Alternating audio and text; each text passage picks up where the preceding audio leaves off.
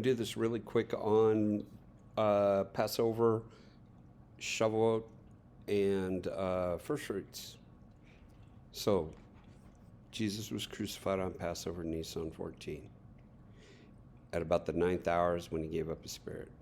3 days and 3 nights later is the 3rd day of unleavened bread and the 7th day Sabbath. He was risen about the 9th hour on the 3rd day of the week, Mia Sabbaton, a certain Sabbath. Matthew 28:1 says, Deopsi Sabbaton, Epiphausco es Mia Sabbaton, Ericomahi, Mary Magdalene. And late in the Sabbath, at the resurrection, that's what Epiphausco means. It's a bright light, which is Isaiah 60:1-2. Arise and shine, for your light has come. And the glory of the Yod-Heh-Vav-Heh is risen upon you. It's directing you to the resurrection. Nowhere does it say anywhere in Scripture on the first day of the week. It says Mia Sabbaton, which means a certain first Sabbath, and that's the 7th day. So you have to get that. That's why the commandment is the 7th day. The Sabbath means it is a celebration, and it is a cease from working, because Satan's allowed to work on the 6 days of the week, but on the 7th day he's not.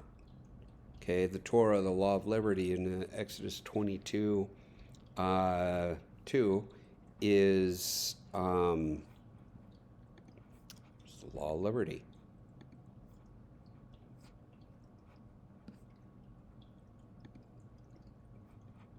Oh, 21:2. So if you buy a Hebrew servant, which is what Jesus did with his own life on the cross, he shall serve 6 years, and then 7 he shall go out free and pay nothing. Okay?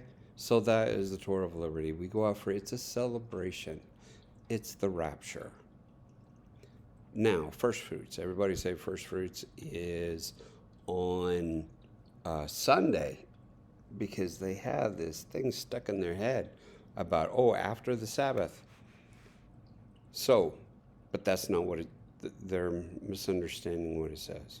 So here on the 14th day of the month at twilight, about the 9th hour, is Yod-Heh-Vav-Heh's Passover. That's when he was crucified.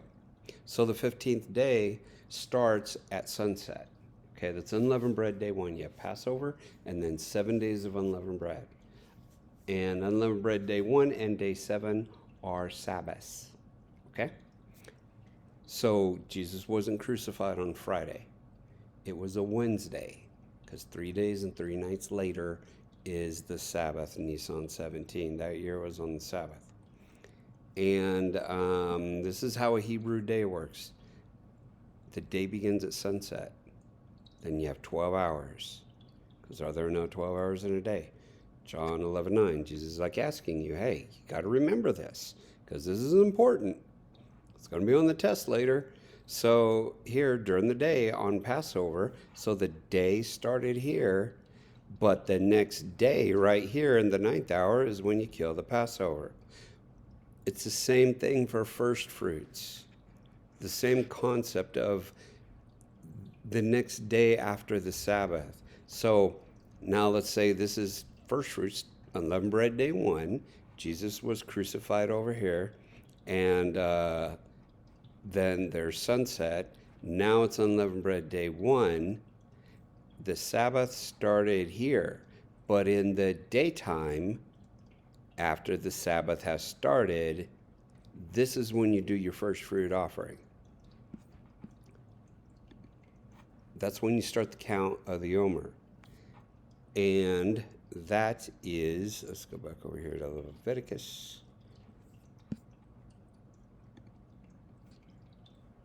Okay. So you shall wave the sheaf before the Yod-Heh-Vav-Heh to be accepted on the day after the Sabbath. That's Nisan 15, unleavened bread day 1. Okay, this is the Sabbath. Jesus crucified here. Sunset, he had to be in the grave, and because this is the Sabbath that was beginning, and first fruits is right here. Okay, he's the first fruits to those who were in prison and captivity. It's when he appeared to them. Okay, that is when the counting of the 7 sevens began, which is right here. By the way, just to prove it to you, you shall eat neither bread nor parched grain nor fresh grain until the same day that you have brought the first fruit offering to Elohim. It's statute forever. That means they're still supposed to be doing it. So when you go here to Joshua 5 and you see what they did. So they kept the Passover on the 14th day of the month at twilight, about the 9th hour, plains of Jericho. And they ate the produce of the land on the day after the Passover, which is unleavened bread day 1 in the daytime, parched grain on the very same day. Because they had already given the wave offering. They are the wave offering. And that is what happened in Egypt, okay? So they killed the Passover on Nisan 14. About the 9th hour, they put the blood on the doorposts, and everybody went into their homes. And then that night, the firstborn of Pharaoh were killed. Who's Pharaoh? Pharaoh doesn't allow you to keep the Passover. That's who Pharaoh is.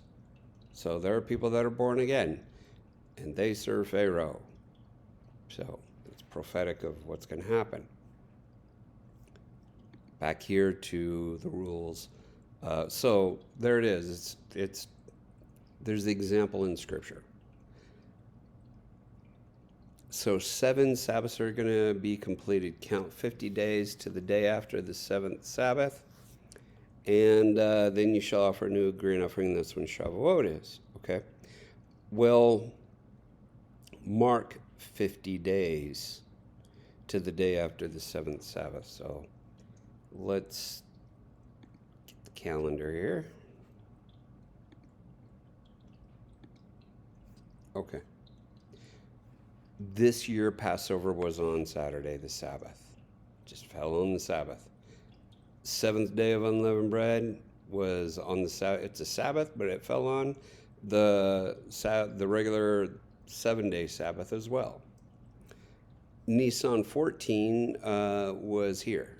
Oh, here. Nisan 17, sorry, the 3rd day. This is the resurrection. This is where it happened, about the 9th hour in the evening. But let's go back over here to the counting of when does first fruit start. So this year, first fruit started here in the daytime, Sunday in the daytime. And then you count 7 days, and this is 1. Okay? Then you do that 7 times, 2, 3, 4, 5, 6. Ignore my notes. 7. Shavuot this year is on May, what is this? What month is that? I guess that's May 31st, which is Sivan 4. That is when Pentecost happens. It's a Sabbath this year. Now, when is the day of Pentecost fully come? Well, I'm glad you asked that question, because that is in Acts 2. Because we don't know the end from the beginning, and it's vice versa. So, when the day of Pentecost, that's Shavuot, had fully come, they were all in one accord, so they were achad. They were as one in one place. Now, it wasn't the upper room. This is the temple, in the place. Okay? The house, the place, that is the name for the temple. They had been praying in the upper room for, they were afraid because they knew they had to go to the temple on Shavuot, and they were afraid. That's the same thing with Paul later on when he goes to keep Pentecost, Shavuot, and they arrest him in the temple. So they were afraid of the Jews. But they went there anyway. And suddenly there came a sound from heaven as a rushing mighty wind, and it filled the whole house where they were sitting. That's the house, the place that is constantly throughout Scripture. That is what the temple is referred to. They were in the temple. And there appeared to them divided tongues of fire, and one sat upon each of them. That's the sheen. That's the priest who does the, Spock, his little hand symbol. that two of those put together, that's the sheen, and that's what the high priest, when he prayed over the people, he did that, and that was symbolic of the tongues of fire and the crown that comes down on your head, and it also looks like a dove descending, which is, which happened to Yeshua. And they all began to speak in tongues of spirit, gave them utterance. So down here, they say they're not drunk. It's only the third hour of the day. So we know this happened at 9 a.m. because 6 a.m. That's when the day begins. The third hour right here, so it's 6, 7, hold on, it's 9 a.m.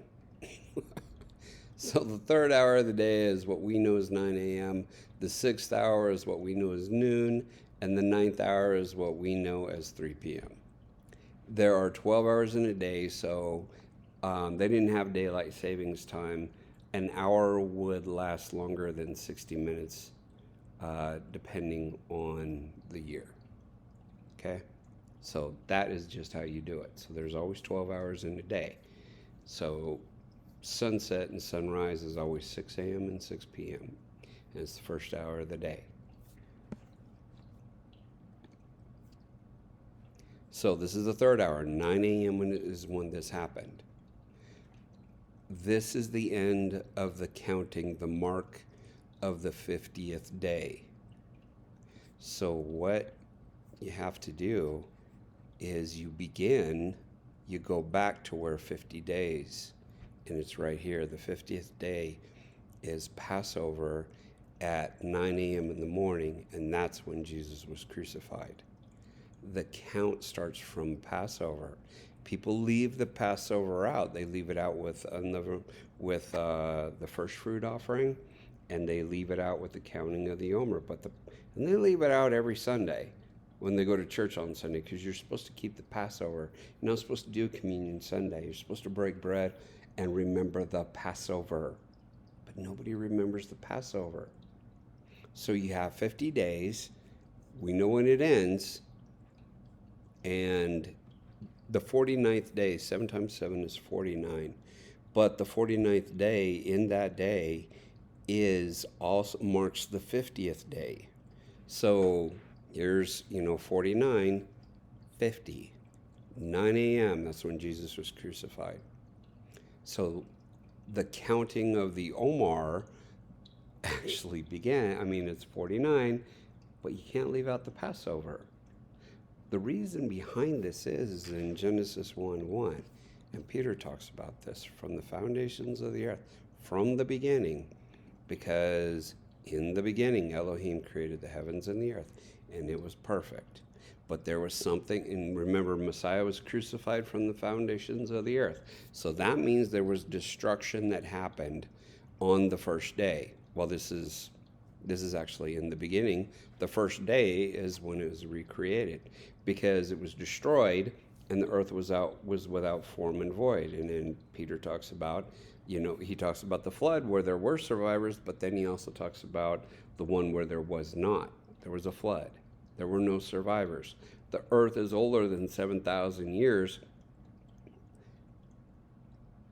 but his recorded history of man is only a week.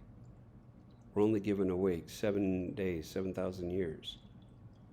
And it puts an end to Satan. It's like a clock. He has an ending. That is what happened. So here, this is Passover. Passover happened in here. In the beginning, Elohim created the heavens and the earth. And this is, there's actually 7 words here in Hebrew. And the 4th word is the Aleph Tav, which is Yeshua. He says, I'm the Alpha and Omega. That means Aleph and Tav in Hebrew. And then on the 6th day, the word there is Aleph Tav Vav, because that's when people are going to see him. He's the Aleph Tav with the Vav, the nail, in his hand. So that's what happened here in the beginning. Is something happened. The earth was destroyed. It was without form and void, and darkness was on the face of the deep. And that's spiritual darkness that is on people. And the spirit of Elohim was hovering over the face of the waters. Now, the spirit of Elohim is light. Okay? So he says light. So he's hovering over us. We're the waters, and he's saying, be light. And he gave that through his commandments in his Torah. Because the commandment is a lamp, the Torah is a light. It's Proverbs 6:23. Got to go by definitions that are already in Scripture. So, and then of course, so the evening and the morning were the first day, because the day began in darkness, because everything had been destroyed. And then there were 7 days, and those 7 days line up prophetically with the 7,000 years and the week that Jesus was crucified, and the counting of the Omer, the 7 sevens. So that's how you count the Omer. It begins right here in the daytime. Start counting 1. Here's 7. So that's 1 week. Here's another 7. From here, that's 2. You go all the way down to here. Not that one. That was my bad note that I counted wrong. Because, So this right here, that's 7. 9 a.m. in the morning right here. That day marks the 50th day. And then you got to just kind of look backwards, see, well, what was before that? Well, Passover at 9 a.m. That's when Jesus was crucified. It ends at 9 a.m. And we know that from Acts. So, I bless you in the name of Yeshua. Amen.